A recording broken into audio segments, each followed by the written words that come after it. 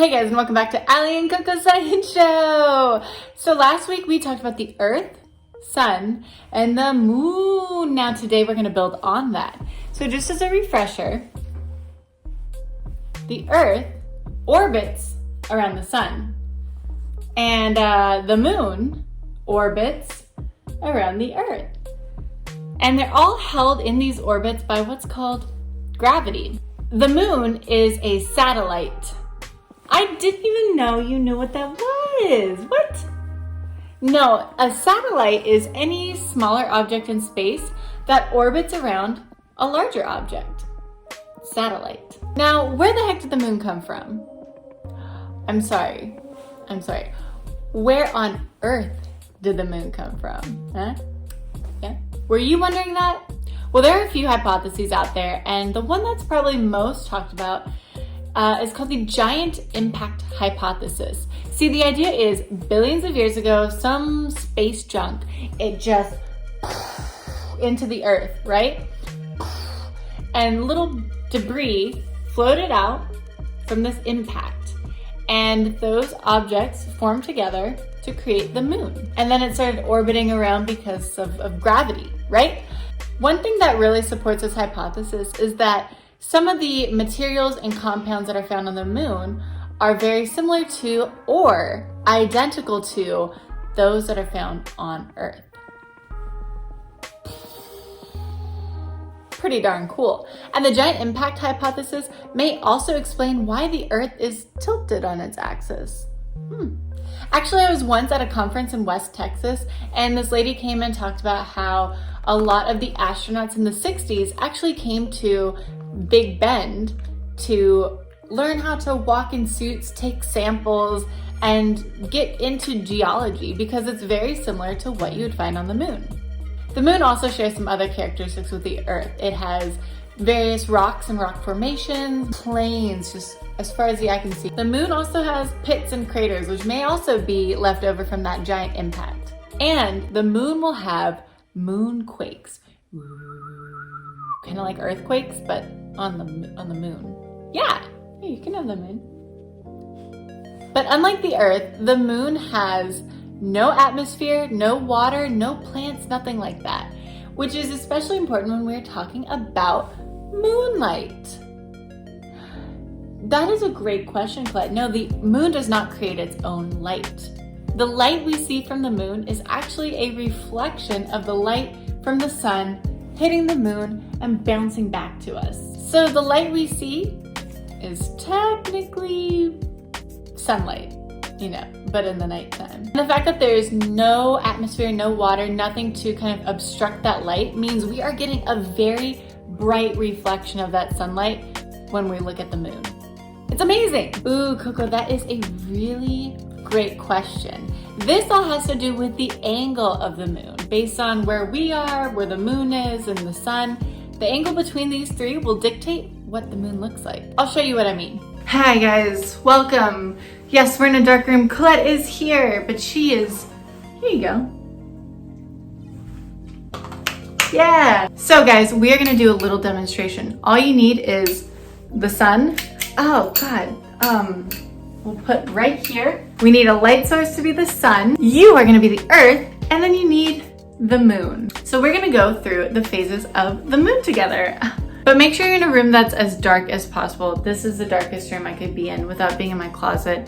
And I tried to get in my closet and the light would not stretch far enough. So here we are. So we're gonna start off with our sun directly in front of us, with us looking at the sun, oh my eyes, and the moon between us and the sun. You'll notice it's completely dark. This is the new moon. Twilight new moon. This is the new moon. Keep in mind that at all times, half of the moon is lit. It might not be the half we see, but the other half of the moon is lit. We're gonna turn to the left and you'll notice some sunlight hitting our moon here. As it's going from a new moon to like a full moon, you have a waxing crescent. Okay, so we're going from we're a crescent. When you notice that one half of what you see is lit and one half is in darkness, you have what's called a quarter moon, the first quarter. Colette is patiently waiting for her ball. I love you. I know it might be a little confusing because you're like, oh, half the moon is visible. But remember, half of the moon is always lit. And if half of what's lit is visible to us, that means it's a quarter moon. You're gonna keep rotating. And then when the sun's behind you and the moon's in front of you, you have a full moon when the entire thing is lit. We're gonna keep rotating. As we rotate, you'll notice that the light is moving back toward like a shadow. You have a waning moon. So you're going from the full moon to the third quarter. We're waning, and we're back to a new moon. Oh my God. So the moon isn't changing shape. What's changing is our position between the sun, moon, and earth, and the angle of that light. And that's what's getting us what we see as different shapes. The moon phases are cool. You can actually track what the moon looks like right at home. All you need is a whiteboard, a calendar, or just a piece of paper and a pencil. Every night, look up at the moon and then draw what you see. This is actually a really cool exercise because thousands of years ago, people were doing the exact same thing. They were looking up at the moon and using it to track time. Many cultures across many different continents actually use what's called a lunar calendar. It's a calendar based on the phases of the moon. Still today, many festivals are based on the lunar calendar. February 12th is the Chinese Lunar New Year. There's also a second type of calendar. It's called the solar calendar. This is based on the trip around the sun. There are tons of different solar calendars spanning across multiple continents again. One example might be the Aztec calendar, which would dictate when different festivals and harvests took place. Of course, today, many places use a combination of both called a lunisolar calendar. We have our 365-day year and also our months that are very closely related to the phases of the moon. Now, the lunar cycle doesn't always match up with the months. Why might that be? That's right, Colette. February has 28 days, January has 31. It gets a bit mixed up. So sometimes you might even have 2 full moons. So for the question of the week, I want to know, on the day that you're watching this video, what phase is your moon in? Go outside or look out your window, check out the moon. What phase is it in? We're gonna have to shoot over to Nighttime Allie to see what her answer is.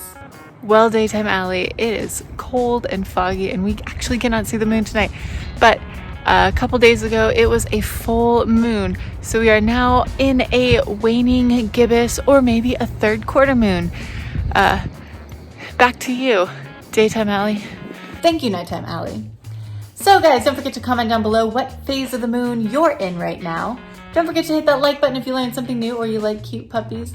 And don't forget to hit that subscribe button to follow for more adventures. And we'll see you next time. Bye.